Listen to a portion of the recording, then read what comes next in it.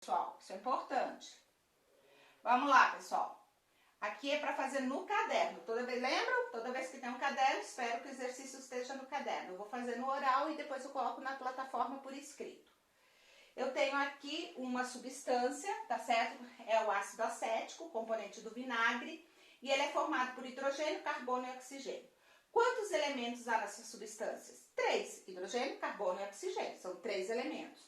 Agora, qual a quantidade de átomo de cada elemento presente na substância? Quantas bolinhas cinzas eu tenho? 1, 2, 3, 4. Então, eu tenho 4 átomos de hidrogênio, 2 de carbono e 2 de oxigênio. Com os símbolos dos elementos e com a quantidade de átomos, escreva a fórmula química dessa substância. Para isso, considere a representação por ordem alfabética, tá? Então, C-O-H-O. C2H4O2, ok? É o ácido acético, vinagre.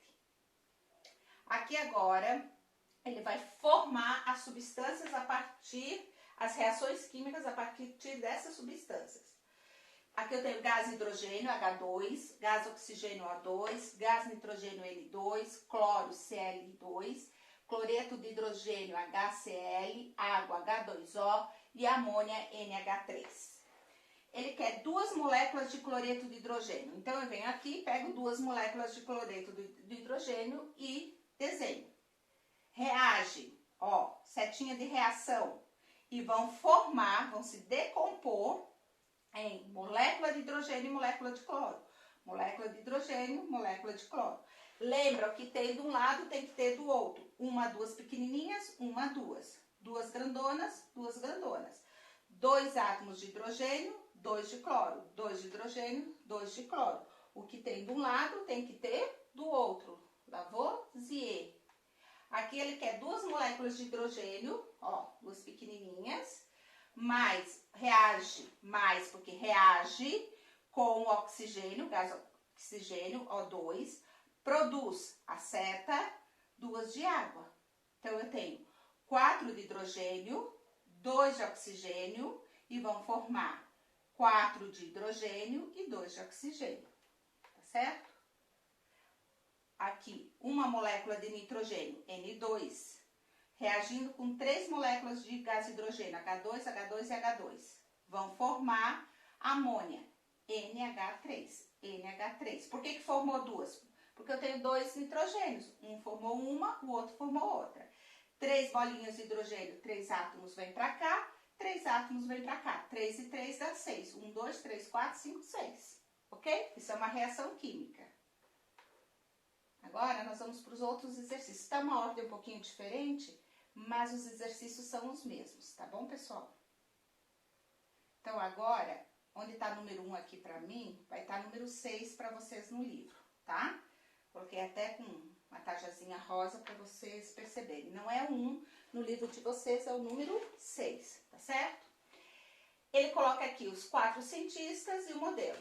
Primeiro cientista a propor o modelo de carga elétrica. Quem foi? Thomson, pudim de passas. Cientista que apresentou o primeiro modelo contendo um núcleo positivo. Quem era? Rutherford, núcleo positivo. Quem determinou que o átomo era esférico e indestrutível? Dalton. E quem propôs um modelo em que os átomos estão em níveis de energia? Já foi Bohr. Aqui é para completar a cruzadinha. Vamos lá. Descobridor do elétron e o primeiro cientista a usar o conceito de carga elétrica, Thomson. Qual foi o fenômeno que fez com que Rutherford conseguisse desenvolver o experimento que consistia em bombardear uma lâmina de ouro com partículas alfa? A radioatividade. Considerava o átomo uma esfera maciça, indestrutível e indivisível. Dalton. Região do átomo que contém elétrons? Eletrosfera. Quem foi a primeira partícula subatômica descoberta? O elétron, que foi descoberto por Thomson. Filósofo grego que apresentou a teoria dos 4 elementos lá na antiguidade, Aristóteles. Quem afirmou que o núcleo atômico era muito menor que a eletrosfera? Rutherford. Nome dado por Dalton para as partículas que constituem a substância, agregados atômicos. nome do filósofo, discípulo de Leucipo, e que foi um dos primeiros que usou a palavra átomo, Demócrito, ainda lá na antiguidade. Quem descobriu o nêutron? Chadwick, né? Nosso sanduíche, né? Nunca mais vocês vão esquecer. Quem desenvolveu as ampolas de vidro que inspiraram Thomson em seu modelo? Crookes. E como é que chamava a partícula neutra encontrada no núcleo do átomo? Como é que ela chama? Nêutron. Da estabilidade. Próximo exercício. Estamos acabando. O átomo de Rutherford foi comparado ao sistema planetário. O núcleo seria o Sol, a eletrosfera seria os planetas. O que a eletrosfera contém? Partículas de carga negativa, os elétrons. Então, agora vamos completar aqui as lacunas. Em seu experimento, Rutherford usou partículas alfa, lembra que eram as partículas positivas? Porque no primeiro experimento de Rutherford elas eram puxadas pela parte metálica que era negativa, né? As partículas alfa, beta e gama, estão lembrando? De carga elétrica positiva, que bombardeava uma fina lâmina de ouro. A maioria dessas partículas atravessou a lâmina sem sofrer desvio, porque a maior parte do átomo é espaço vazio. De acordo com Rutherford, o átomo apresentava uma região central denominada núcleo, e o núcleo é carregado positivamente. Já os elétrons estão em movimento num grande espaço vazio que chama-se eletrosfera. O número de átomos é formado, o núcleo é formado por prótons e nêutrons. O nêutron não tem carga, mas tem uma massa muito parecida com a do próton e que está no núcleo. Um estudante fez um resumo e cometeu um pequeno erro. Vamos tentar descobrir? Tá, Dalton, átomo macio e indivisível. Beleza, acertou. Thomson, elétron de carga negativa incrustado em uma esfera de carga positiva.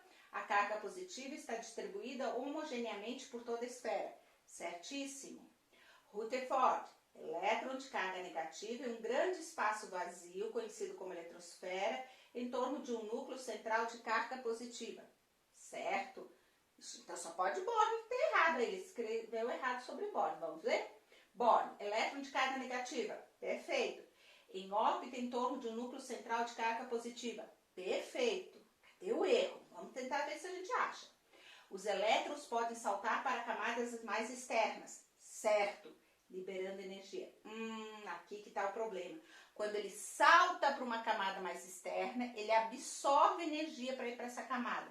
Ele libera energia quando ele retorna para a camada anterior. Então, o erro está aqui. Aqui é absorvendo e aqui é liberando. Foi difícil de achar, né? Ele acertou quase tudo. Aqui tem um modelo simplificado. Quantas partículas subatômicas separadamente estão no núcleo? Prótons. Próton representado pela bolinha verde aqui, lá no núcleo. É só contar. 1, 2, 3, 4, 5, 6, 7, 8. Nêutrons, verde clarinho, 8. Pede se o sistema está neutro. Para saber se o sistema está neutro, tem que contar o número de elétrons. Quantos elétrons tem? São as bolinhas que estão girando ao redor do núcleo. 1, 2, 3, 4, 5, 6, 7, 8. 8 prótons, positivo. 8 elétrons, negativo.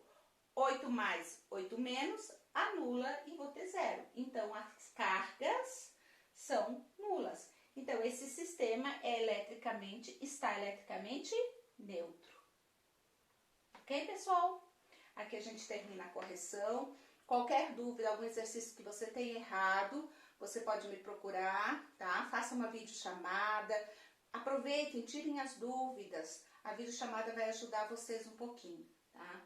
Olhem bem o conteúdo e agora nós vamos trabalhar a estrutura atômica, que é um pouquinho continuação dessa matéria, ok? Então vamos para o próximo.